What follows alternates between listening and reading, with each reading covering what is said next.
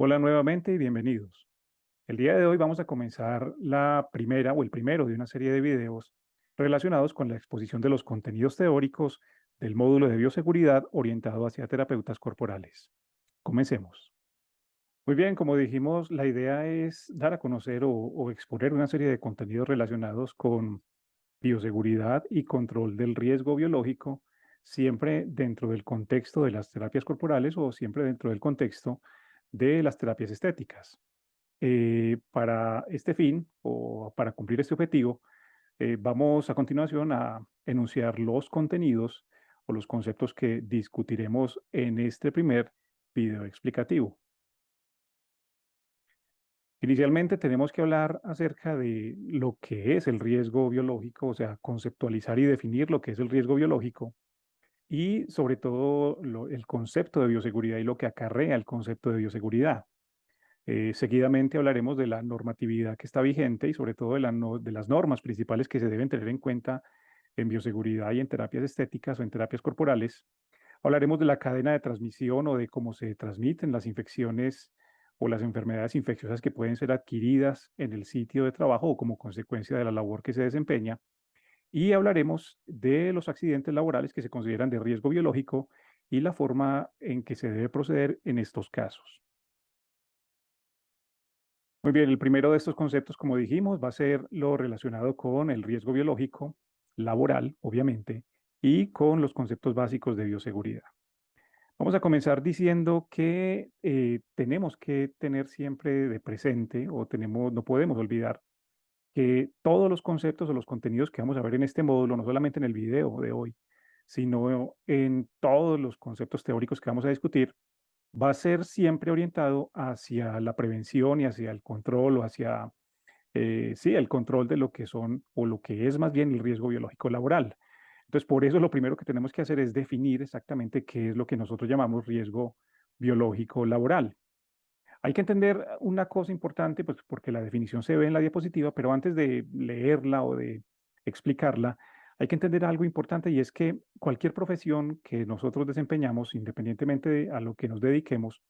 conlleva siempre o acarrea una serie de riesgos. Entendido la palabra riesgo o entendido el concepto de riesgo como aquella situación en la cual es posible que se presente un daño o una afectación a la salud como consecuencia, pues obviamente, de lo que estamos haciendo.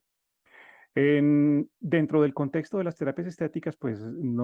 esta no es la excepción. Asociado a las terapias corporales y asociado a las terapias estéticas en particular, hay una serie de riesgos laborales, de situaciones que pueden atentar o que pueden eventualmente afectar la salud de los trabajadores, de las personas que se desempeñan en esta labor. Y si bien no es el objetivo de esta presentación, podríamos decir que entre esos riesgos están los riesgos químicos, físicos, ergonómicos, locativos, etcétera, conceptos que sin duda alguna se discutirán más adelante en otros módulos. Pero en particular, y es aquí donde quiero hacer énfasis, en particular en las terapias estéticas, así como por ejemplo en los trabajadores que se desempeñan en el área de la salud, existe un riesgo asociado a la labor que es el riesgo biológico. Entendiendo el riesgo biológico, ahora sí, como la definición que estamos viendo en la diapositiva, como la probabilidad o la posibilidad de que se produzca un daño a la salud de la persona, pero en este caso por la infección o por la transmisión de una enfermedad infecciosa causada por un microbio.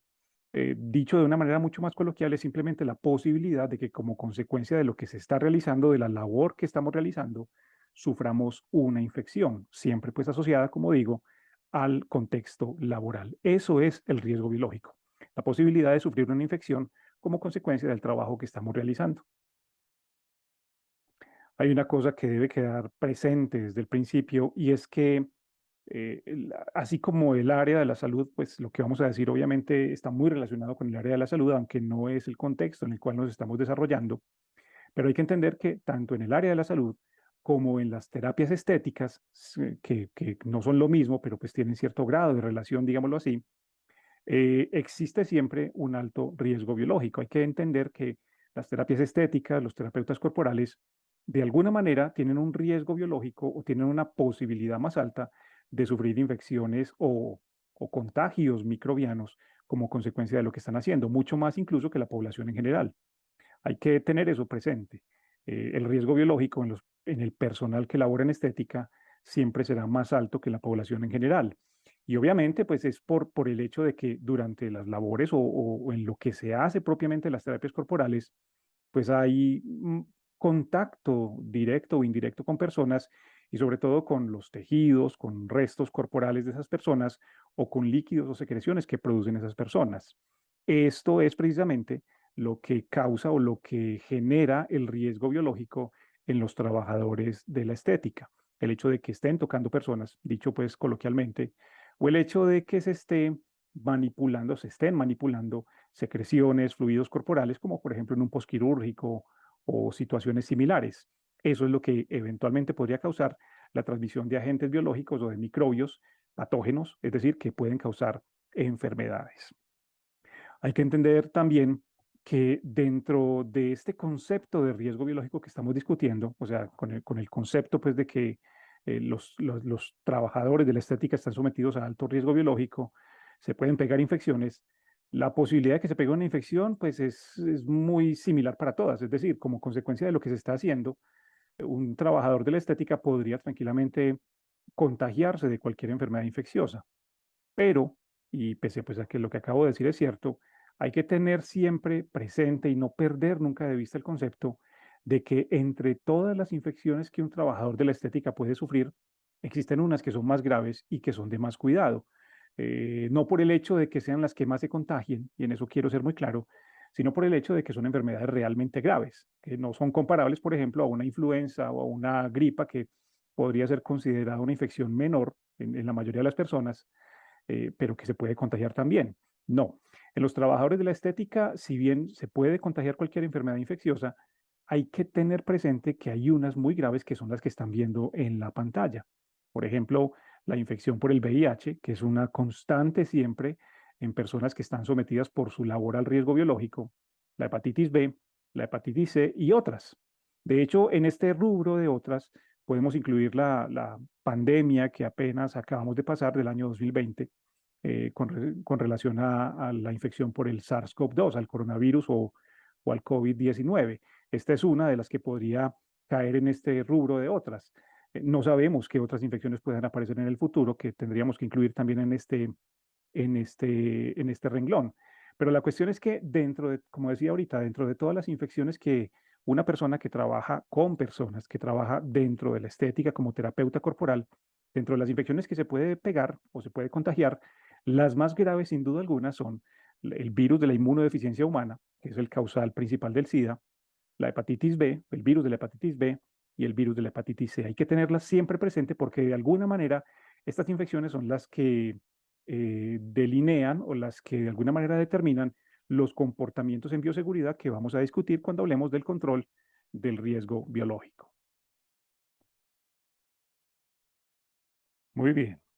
Hasta este punto, lo que hemos tratado de establecer entonces es que los terapeutas corporales, así como el personal que trabaja en el área de la salud, están sometidos a riesgo biológico, a un alto riesgo biológico, mucho más alto que el de la población en general, como consecuencia, dijimos, de lo que se está haciendo. También debe quedar claro hasta este punto, aunque llevamos muy poco, que las infecciones que nos podemos contagiar o que se puede contagiar un personal que está en riesgo biológico son muchas, pero que las más graves son las que mencionábamos, ¿sí? Enfermedades que se consideran catastróficas o que hoy por hoy no tienen cura y que deterioran mucho o cambian completamente la perspectiva de vida que pueda tener una persona. Tenemos que tener en cuenta entonces a continuación que muchas de estas infecciones que están presentes en la población general, población que nosotros como personal de la salud o que el personal de la estética atiende diariamente, muchas de esas infecciones están presentes ahí, pero están a veces en fases que no están dando síntomas. Con un ejemplo creo que soy más claro. Es muy frecuente, por ejemplo, que personas que sufran VIH o que estén contagiadas, por ejemplo, con el VIH, estén en una fase de su infección o de su enfermedad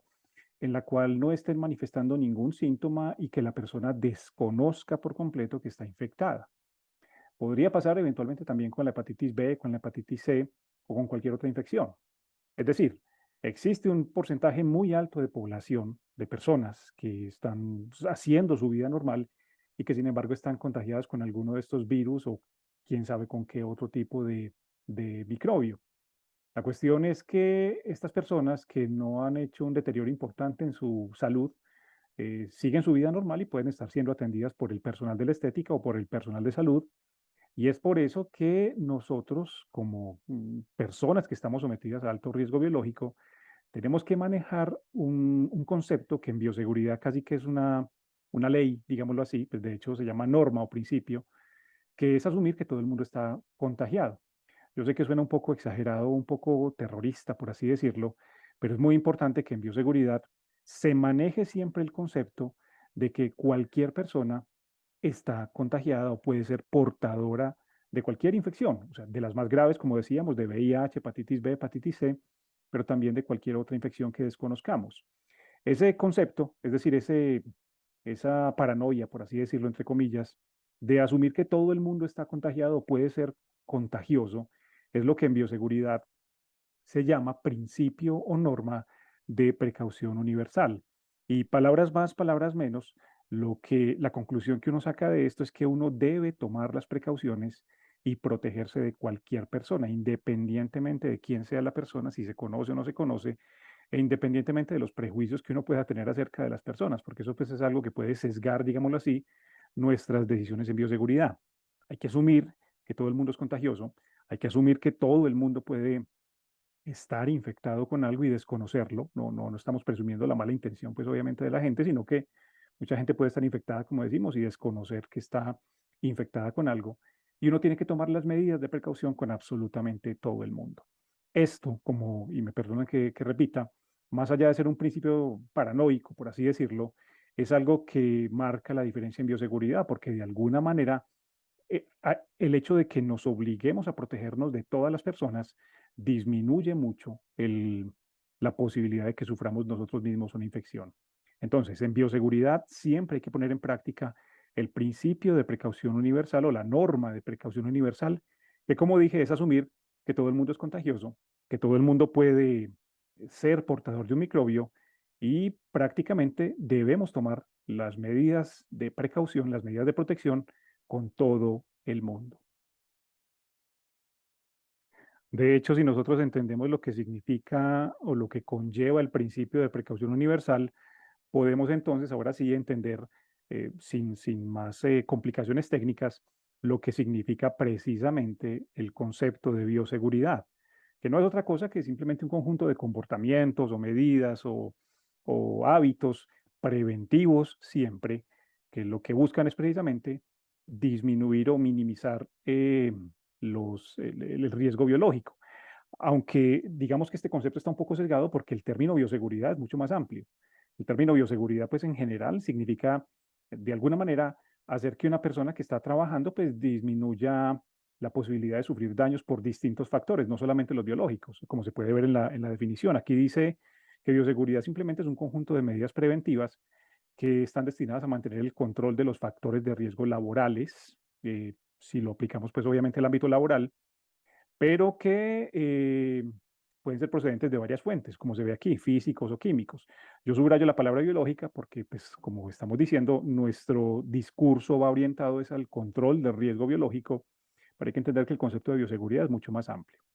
Ahora, volviendo a lo que estábamos discutiendo, pues si se entiende entonces el principio de precaución universal, se entiende entonces qué es lo que implica o qué es lo que se pretende con el concepto de bioseguridad. En última instancia, el concepto de bioseguridad o lo que implica la palabra bioseguridad no es otra cosa que prevención. Un concepto a veces, una palabra que no está muy arraigada o no nos cala hondo en nuestra cultura por el hecho de que no todo el mundo tiene una buena cultura de la prevención o no todo el mundo tiene la filosofía de prevenir los problemas, pero en última instancia eso es lo que se pretende en bioseguridad, es prevenir, adelantarse a posibles situaciones que en el caso particular que estamos diciendo, pues nos puede causar algún tipo de complicación para nuestra salud. Entonces, bioseguridad no es otra cosa que prevenir infecciones, o sea, si estamos hablando pues de riesgo biológico,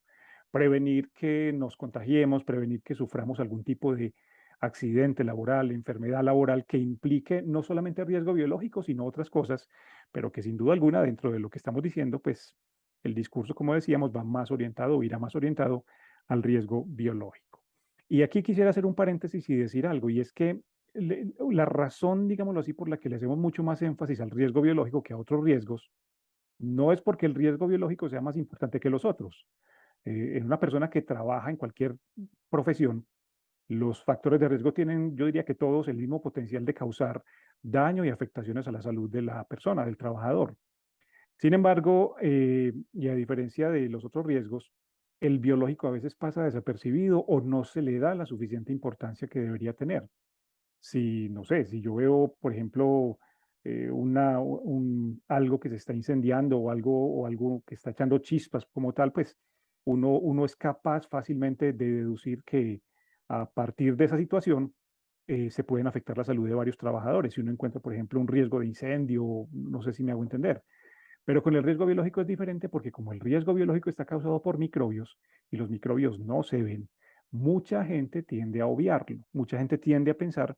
que el riesgo biológico no es importante o no es tan grave, por así decirlo, como el que podría ser o como podría serlo un riesgo físico, químico, locativo, etcétera, etcétera. Es decir, el riesgo biológico tiene la misma importancia que los otros, pese a que muchas personas, por el hecho de que no ven los microbios no se ven, pues piensen que no es importante o a veces lo obvien o lo pasen por alto. De hecho, las pautas de bioseguridad están reglamentadas desde hace mucho tiempo, están instauradas desde hace mucho tiempo, inicialmente en profesionales de la salud, por el hecho de que por allá por los años 80, cuando después del boom o del auge del descubrimiento del VIH como causa principal del SIDA, se vio precisamente que los trabajadores de la salud eran una de esas poblaciones que estaban en alto riesgo de contagiarse. Desde ese entonces se viene hablando de bioseguridad y y existen de hecho en distintos países, Colombia no es la excepción, normas que buscan de alguna manera reglamentar los protocolos de bioseguridad para que la gente trabaje de manera protegida, ¿sí? La cuestión es que son muchas, ¿sí? Y el segundo concepto, como dijimos ahorita al principio, que vamos a discutir es la normatividad que está relacionada con bioseguridad. Como decíamos, hay muchas normas. Colombia tiene muchas normas desde hace mucho tiempo incluso que están relacionadas con bioseguridad o lo que eso implica de manera directa o indirecta. Sí, ahí en la pantalla pues les estoy mostrando algunas de esas normas que todavía están vigentes. Muchas de esas todavía están vigentes, no han sido derogadas y que de alguna manera, y en particular al personal de la estética o el personal que trabaja en estética, le aplican todas, las deben tener en cuenta todas. Yo quisiera pues como ser más enfático, decir que pese a que hay muchas normas, como las que están viendo nuevamente en la pantalla, hay unas sobre las que quisiera llamar mucho la atención, porque son, digámoslo así, no las principales, pero sí las que de alguna manera son más de contacto directo. Me explico. Es decir, una persona que trabaja en terapias corporales o en estética tiene que cumplir toda esa normatividad, toda la que está en esta diapositiva, toda la que está en esta diapositiva, por el concepto de que son normas de obligatorio cumplimiento. Pero, entre esas normas quiero llamar la atención sobre tres en particular que son, primero que todo, la resolución 2827 del año 2006 que es prácticamente el manual de bioseguridad que deben implementar las personas que trabajan en estética. Es una norma que si bien ya lleva rato, estamos hablando del año 2006, todavía está vigente y todavía es de obligatorio cumplimiento para toda persona que abra un negocio o toda persona que trabaje en estética o en terapias corporales, sea cosmetología o sea masajes o lo que sea. Esta norma, de hecho, es importante leerla porque de alguna manera, digamos que tiene elementos de todas estas normas anteriores, de estas que estamos viendo en la lista. Entonces, sobre esa o en particular de esa, quisiera pues como resaltarla como una de las normas principales que deben tenerse presentes en bioseguridad. Pero también están dos normas que quiero mencionar que son básicamente para terapeutas ya más orientadas a distintas labores. Una de ellas es esta resolución, la 2263 del año 2004, que es una resolución que está orientada, o es una norma que está orientada específicamente a profesionales de la estética corporal y facial. Entiéndanse, cuando digo estética corporal y facial, personas que hacen procedimientos de cosmetología o procedimientos de belleza, incluyendo maquillaje, y personas que hacen terapias corporales como masajes, por ejemplo. Esta norma establece los requisitos de apertura y funcionamiento de los centros que trabajan en eso. Es decir, cuando yo voy a abrir un negocio, los requisitos que debo cumplir para abrir un negocio que se dedique a esto, a cosmetología o a terapias corporales, a masajes, a spa, a maquillaje, etcétera. Y también quería o quiero llamar la atención sobre otra norma que ya pues es específica también dentro del ámbito de la estética y lo relacionado a las personas que hacen estética ornamental, entendido eso como las personas que hacen corte, cepillado, barbería, tatuajes, piercing, etcétera, que son personas que también tienen que cumplir toda la normatividad que mencionamos o que pusimos en estas listas, que no las mencionamos pues todas, pero que específicamente deben cumplir esta norma porque es también la que establece pues, precisamente los requisitos de apertura y funcionamiento de centros de estética que trabajan en ese contexto, la estética ornamental. Entonces, resumiendo, hay muchas normas desde hace mucho tiempo que versan sobre bioseguridad y que lo que buscan es precisamente hacer que las personas trabajen de manera segura. Todas son de obligatorio cumplimiento para una persona que se dedique a hacer estética, pero les llamo la atención sobre esas tres que dije, pues por el hecho de que son como de contacto directo, o las que si ustedes pues, me preguntasen, yo diría que tendrían que leer o tener muy presentes en primera instancia para luego, si alguna cosa, pues consultar las otras normas. Recuerden que todas son de obligatorio cumplimiento, pero estas tres de alguna manera pues lo orientan a uno acerca de, o lo van metiendo en el cuento acerca de lo que se debe cumplir en cuestión de bioseguridad o en lo que está relacionado con bioseguridad. Bueno, discutamos a continuación cómo es que se transmiten estas infecciones dentro del ámbito laboral, es decir, nos contagiamos de esas infecciones dentro del contexto del riesgo biológico. Hace un instante decíamos o esbozábamos la idea de que pues, las personas todas teníamos que considerarlas contagiosas, considerarlas infectantes, porque todas de alguna manera nos representaban un riesgo dentro del trabajo o en el trabajo como tal. Pero dejemos establecido en este momento que lo que hace que realmente una persona sea contagiosa, es decir, que una persona represente un riesgo para mí como personal que labora en contacto con ellas, es que todos los cuerpos humanos, todos los organismos producen líquidos corporales y la persona con la que estoy trabajando o la persona con la que voy a tener contacto, pues no es la excepción. Realmente son los líquidos corporales o los fluidos corporales los que hacen que una persona pueda ser contagiosa o que pueda pasarme microbios a través de esos fluidos corporales. Decíamos también hace un instante para recordar que las infecciones a las que estábamos sometidos cuando trabajábamos en riesgo biológico eran de distinto tipo. Había unas muy graves, como las que están viendo aquí nuevamente, VIH, hepatitis B, hepatitis C, y otras, que aquí mencionamos el tétanos, de pronto que no lo hemos traído a colación en esta presentación, o el COVID, que sí lo mencionamos, pero que en general las más graves, como decíamos, eran la hepatitis B, la hepatitis C y sobre todo el VIH-Sida. Menciono esto es porque es que si partimos de la base de que lo que es contagioso y peligroso en las personas son los fluidos corporales, y recordamos el concepto de que de alguna manera el VIH es el que ha determinado cómo se deben establecer los protocolos de bioseguridad. Encontramos entonces que los fluidos corporales pueden ser catalogados en dos grupos, dependiendo, recuérdenlo por favor, dependiendo del riesgo que tienen para contagiar VIH. Es común hablar en bioseguridad acerca de que existen unos fluidos llamados de precaución universal, líquidos, secreciones o fluidos de precaución universal, que tienen la característica precisamente de lo que estamos mencionando, de que son los que tienen más posibilidad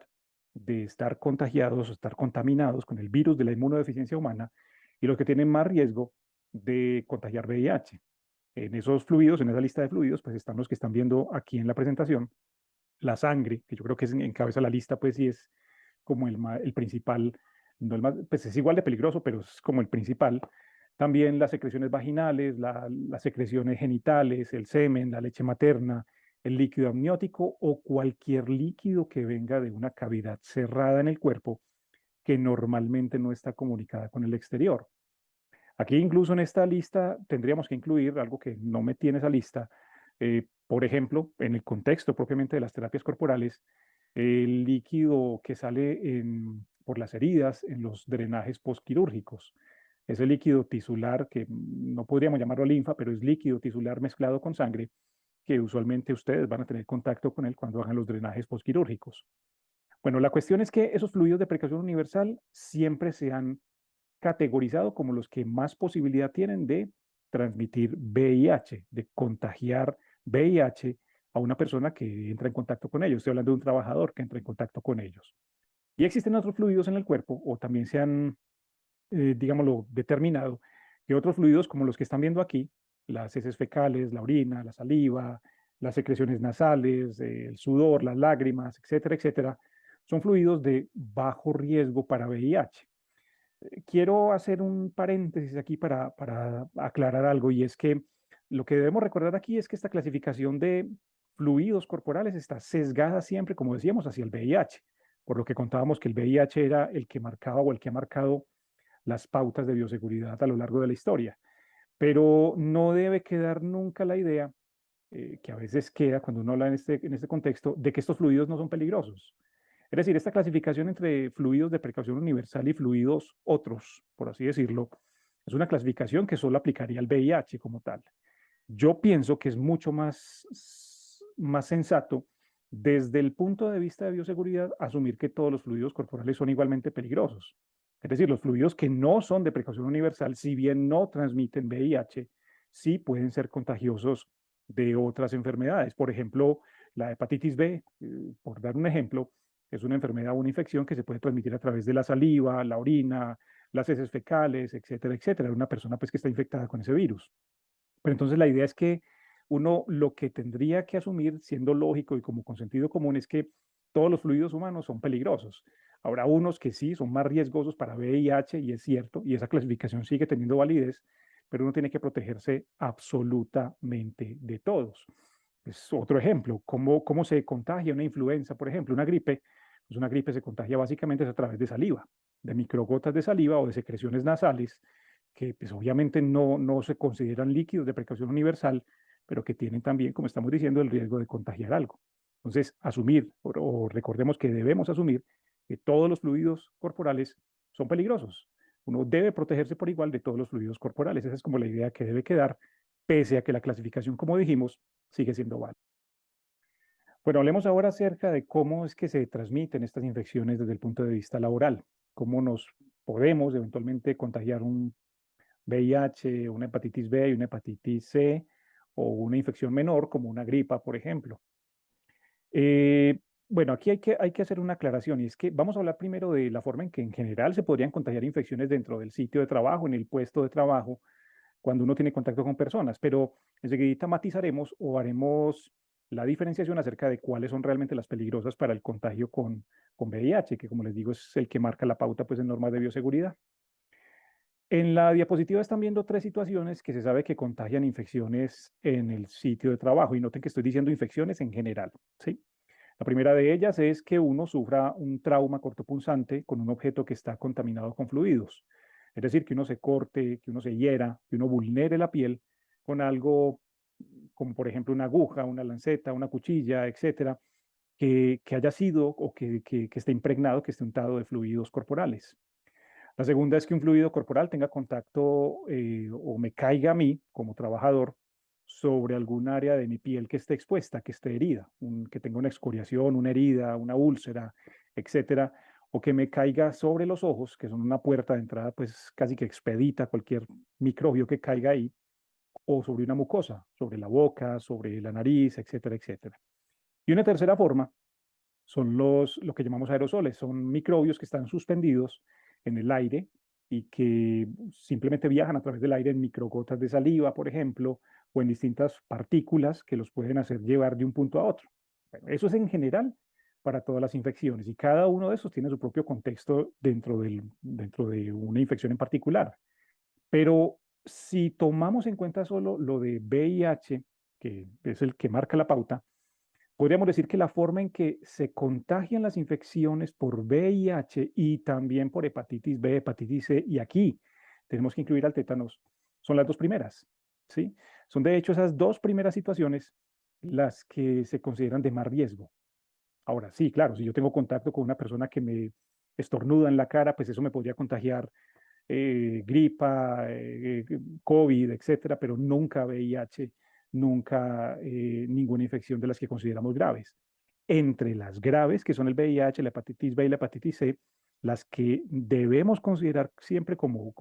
situaciones que me ponen a mí en riesgo, que me pueden contener las infecciones, son las dos primeras. Es decir, el trauma con objeto cortopunzante que está contaminado con fluidos o el contacto, ya dijimos en qué superficies de mi cuerpo, con un líquido corporal, con un fluido corporal. El riesgo será pues obviamente mucho mayor si el contacto es con un fluido de precaución universal que si es con un fluido diferente, pero el riesgo sigue estando presente en esas dos situaciones para contagiarse VIH, hepatitis B y hepatitis C. De hecho, es muy importante que tengamos en cuenta que esas dos situaciones que describimos hace un instante, es decir,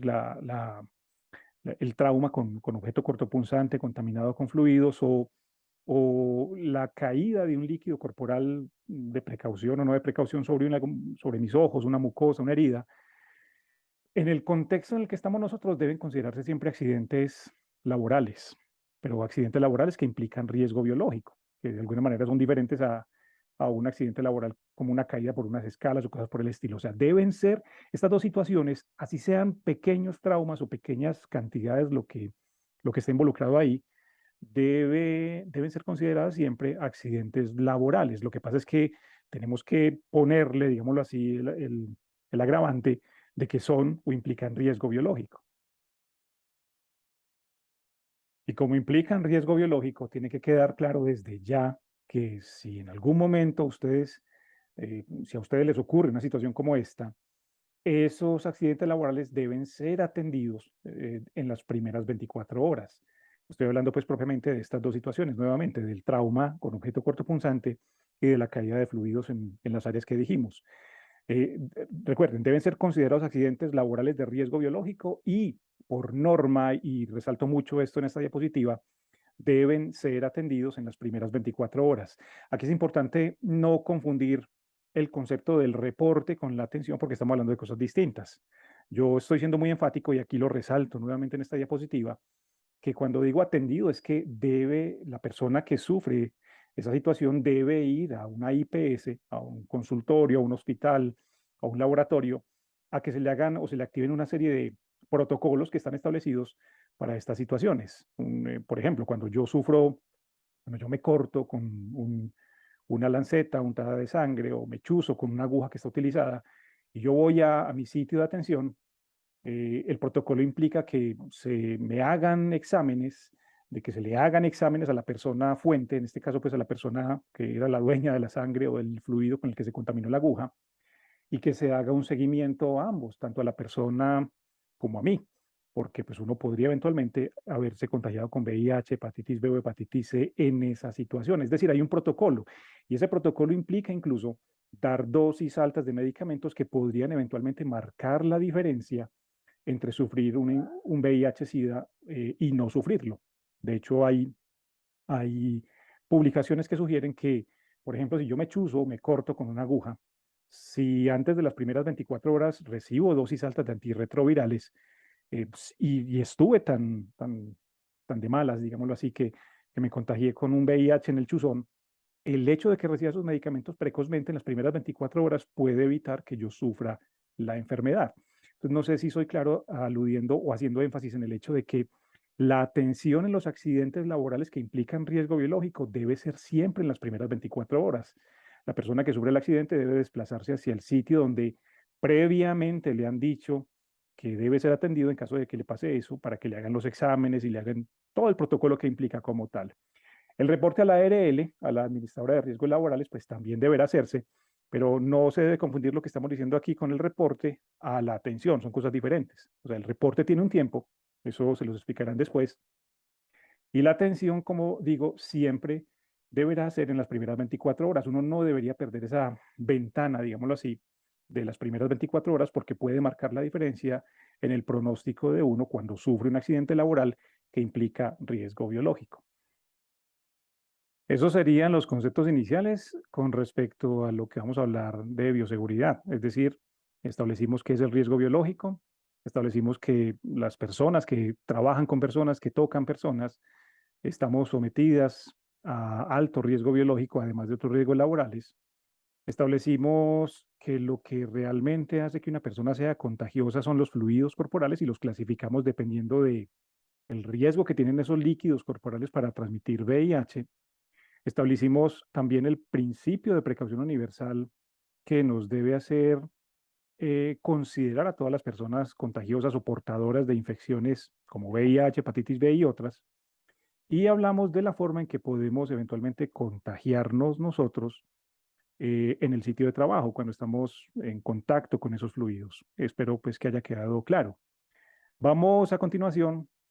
a discutir algunos conceptos importantes ya para el, no propiamente ya de riesgo biológico, sino para el control del riesgo biológico, que es la otra parte que tiene este módulo o este curso de bioseguridad.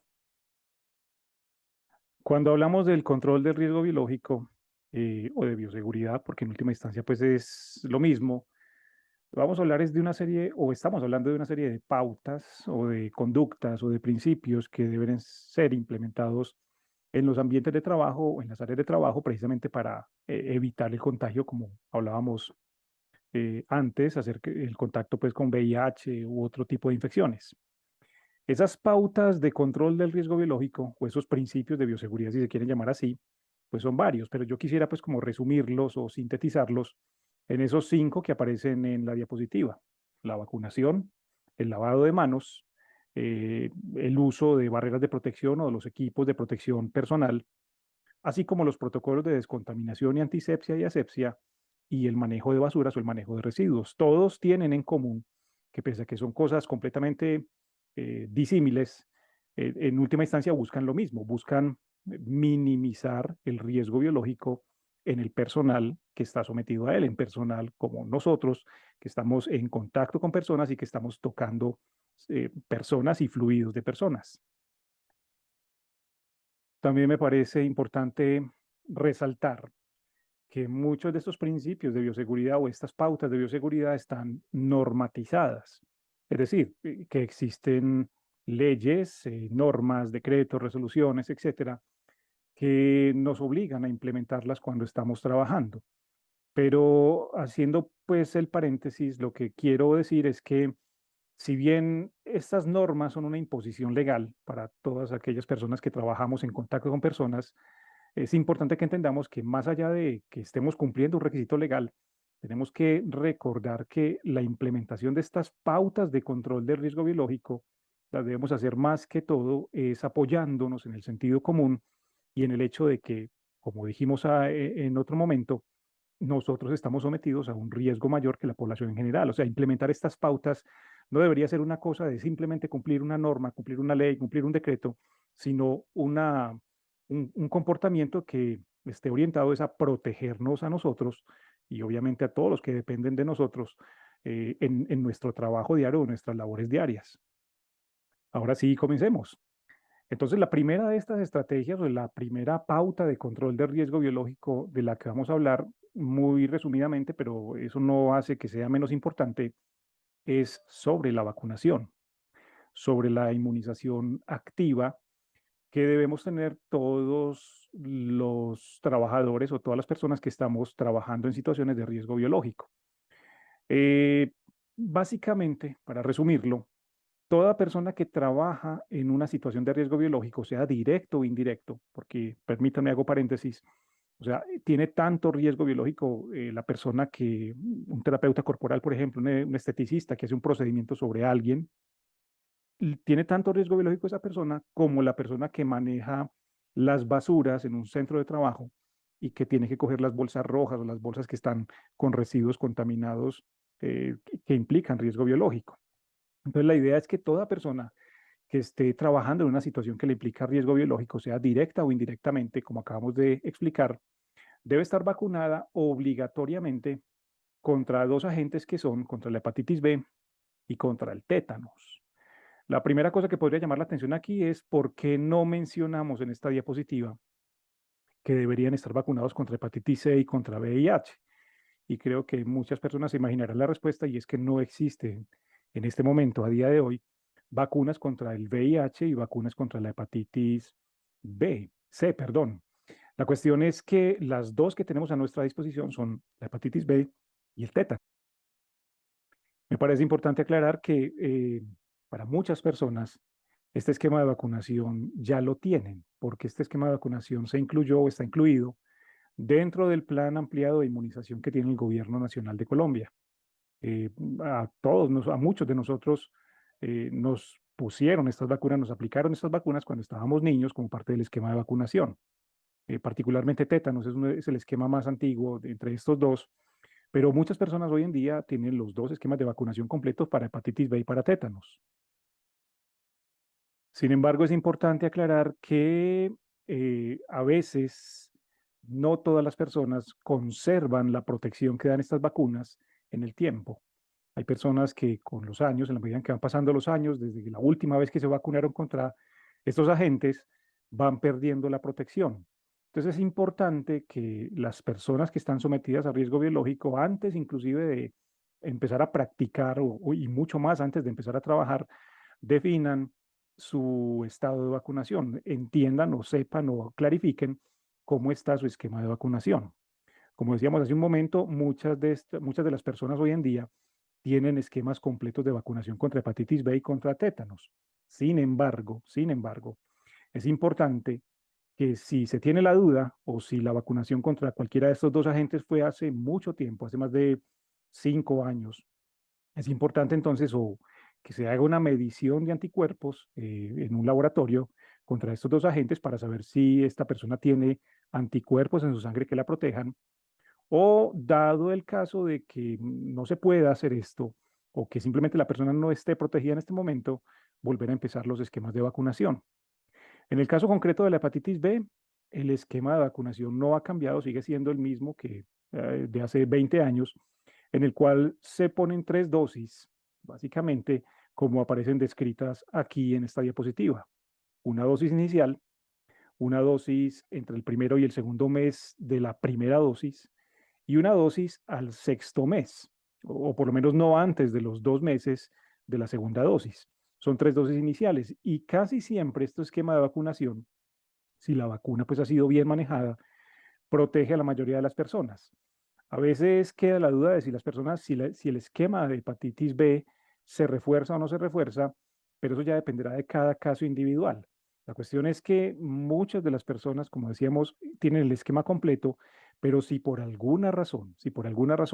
hace mucho tiempo se vacunaron, la sugerencia es que vuelvan a empezar el esquema de vacunación o se hagan la medición de anticuerpos para saber si con un solo refuerzo es más que suficiente. Con el tétanos pasa algo similar. El tétanos es una de las vacunas que se incluye también en la niñez y la mayoría de las personas la tendrán o tendrán su esquema completo, que se hizo como aparece aquí, una dosis el día inicial, una al segundo mes, otra al sexto mes, otra al año y otra a los 5 años. Pero en el tétanos siempre hay que reforzar. El tétanos tiene esa característica de que la vacunación o por lo menos la protección hay que estarla reforzando cada 5 o cada 10 años. Es raro hoy en día encontrar una persona que no tenga el esquema de vacunación de tétanos. Sin embargo, si por alguna razón existe esa persona, debería volver a empezar el esquema, así sea poner una sola dosis, como muchas veces se hace, poner una dosis y de pronto reforzarlo un poco más adelante. Para ustedes y para la mayoría de los que me están viendo, me están escuchando, que posiblemente tengan el esquema de tétanos completo, con el refuerzo es más que suficiente para que renueven la protección y puedan empezar a practicar o trabajar en una situación segura como tal. Hago un paréntesis aquí y es que no hemos hablado mucho de tétanos, pero el tétanos es una infección por una bacteria que se puede transmitir a través de heridas y cortes, lo cual, si recuerdan, es una de las formas o es uno de los accidentes laborales que pueden ocurrir cuando uno está trabajando en atención de personas. Entonces, por eso es que se incluye, digámoslo así, dentro de las vacunas que se exigen para personal en alto riesgo biológico. La segunda pauta o la segunda estrategia para control del riesgo biológico es el lavado de manos, el lavado frecuente de manos. Esta pauta o esta estrategia podría, digámoslo así, parecer muy obvia o muy nimia por el hecho pues, de que estamos hablando de una conducta que no representará pues, teóricamente mayor dificultad para muchas personas, pero no por eso se debe subestimar en la importancia que tiene a la hora de prevenir infecciones. Yo creo que una de las pautas más importantes a la hora de controlar el riesgo biológico, el lavado frecuente de manos. Toda persona que trabaja sometida a riesgo biológico y que hace procedimientos y que tiene contacto con personas y con fluidos, debe lavarse las manos frecuentemente. Las razones son varias, principalmente las que están viendo en la diapositiva, pero podríamos decir que es una de las formas más baratas, más económicas y más eficientes de prevenir y cortar cadenas de transmisión a nivel de riesgo biológico en bioseguridad. Las razones por las cuales uno debe lavarse frecuentemente las manos, pues están básicamente en el hecho de que cuando yo me lavo las manos y hago el procedimiento adecuadamente, hago el lavado como debe hacerse, pues yo remuevo microbios que mis manos están cargando en todo momento. Las manos son uno de los principales transmisores de infecciones porque están tocando y manipulando objetos y superficies y simplemente cuando yo toco un objeto y me voy y toco otra superficie distinta o toco algo diferente, yo estoy pasando microbios de un punto a otro. Entonces, lavarse las manos frecuentemente, digámoslo así, pues es una de las formas precisamente de evitar que uno lleve microbios de un sitio a otro y microbios que podrían eventualmente pues ser peligrosos o causar enfermedades. Eso también evita, por ejemplo, que los microbios de una superficie o de un ambiente interactúen con otro, porque si yo los llevo, ellos pueden interactuar, reproducirse y tener o formar, digámoslo así, algún tipo de asociación que pueda ser más peligrosa para, para una persona. Es decir, la idea es que lavarse las manos, como decíamos hace un momento, es una cosa buena, bonita y barata, porque es una manera sencilla, fácil de implementar, es una estrategia fácil de implementar que corta muy eficientemente las cadenas de transmisión, evita que yo esté llevando microbios de una superficie a otra, de una persona a otra, con todo, obviamente, lo que eso implica a nivel de riesgo biológico. Con respecto al lavado de manos en bioseguridad, la palabra clave aquí es frecuente. El lavado de manos debe hacerse siempre frecuentemente porque si no, no tendría mucho sentido. Y a veces las personas preguntan cada cuánto deben lavarse las manos o en qué situaciones deben lavarse las manos. Y pues realmente son muchas las situaciones o muchos los momentos del día en los cuales uno como trabajador que está sometido a riesgo biológico debe lavarse las manos. En la diapositiva están viendo algunos ejemplos, no los incluimos todos obviamente porque pues, no nos cabrían aquí, pero son distintas situaciones que en cierta forma son de sentido común, situaciones en las cuales es obvio que uno debe lavarse las manos. Por ejemplo, cuando se inician y se terminan las labores. Es decir, cuando yo llego al centro de trabajo, al sitio donde trabajo, donde laboro, donde practico, antes de empezar a hacer procedimientos, antes incluso de cambiarme, debo lavarme las manos porque estoy trayendo microbios de la calle, microbios del transporte público, microbios que venían en otras superficies y los estoy metiendo dentro de mi sitio de trabajo. Entonces debo lavarme las manos antes de comenzar, al llegar al sitio de trabajo, mejor dicho. Con la misma lógica también cuando me voy a ir del sitio de trabajo, porque como he estado tocando personas y superficies todo el día, pues obviamente me voy a llevar esos microbios para mi casa, para otros ambientes distintos, y es por eso que debo lavarme las manos al terminar las labores. Esta es muy obvia, uno debe lavarse las manos siempre antes y después de cualquier procedimiento en cualquier persona. Y atención que quiero pues como ser muy enfático en eso. Es antes y después de cada procedimiento. Si en una misma persona yo voy a hacer 2 o 3 procedimientos, yo debería lavarme las manos teóricamente 2 o 3 veces antes y después de cada procedimiento. Es una cuestión simplemente de evitar la contaminación que implica un procedimiento sobre el otro. Inclusive, y obviamente así me vaya a poner guantes en el procedimiento. Debo lavarme las manos o debería lavarme las manos también cuando tengo contacto con líquidos corporales, incluso si tengo guantes. Eso pues va muy de la mano de esta que estamos mencionando aquí cuando hacemos procedimientos. Debo lavarme las manos cuando manipulo objetos contaminados, así sea con guantes. Debo lavarme las manos antes y después de comer, siempre, antes y después, por lo mismo, por la contaminación cruzada que eso puede implicar en superficies. Y debo lavarme las manos antes y después de ir al baño. Como decía hace un momento, aquí no están incluidas todas. Hay muchas más situaciones en las cuales yo debería lavarme las manos, pero por lo menos las básicas, estas 6 situaciones que esbozo aquí en la diapositiva, de alguna manera permiten como que uno las extrapole hacia otras cosas. Por ejemplo, si yo estoy haciendo un procedimiento y se me rompe un guante, pues yo debo suspender el procedimiento y volverme a lavar las manos para calzarme un nuevo par de guantes, así no haya terminado el procedimiento. Es decir, yo espero que con lo que se plantea aquí acerca de los momentos o situaciones en las cuales uno debe lavarse las manos, pues las personas tengan suficiente sentido común para saber en qué momento deben lavárselas. La idea es que si hay contacto con algo de contaminación, con un ambiente contaminado, con un líquido corporal, pues yo deberé siempre lavarme las manos. O si cambio de ambientes, para evitar, pues como decíamos hace un momento, el llevar microbios de un sitio al otro, que es precisamente lo que busca lavarse las manos, evitar pues, que se lleven microbios de un sitio a otro. ¿Cómo se lavan las manos? Pues el lavado de manos es sencillo de hacer y uno pensaría teóricamente que la mayor parte de las personas saben cómo lavarse las manos. Sin embargo, uno se lleva sorpresas. Se supone que uno debe retirarse todo lo que tenga en las manos, anillos, en las muñecas, por ejemplo, pulseras, relojes, etcétera, etcétera. Retirar, como decimos aquí, todos los aditamentos, remangarse el uniforme de trabajo o la bata o el delantal o lo que esté cubriendo nuestra piel hasta, digamos, el tercio o la parte media del antebrazo, de manera pues que uno pueda descubrir una buena porción de piel en nuestras extremidades. Mojar las manos completamente hasta la zona que voy a lavar. Si voy a lavar hasta el tercio medio del antebrazo, pues deberé mojar hasta ahí y usar siempre y aplicar jabón líquido. La idea es que el jabón siempre, en protocolos de bioseguridad, deberá ser líquido. Nunca utilizar o no se permiten jabones sólidos o en barra por la contaminación que ese tipo de productos tienen.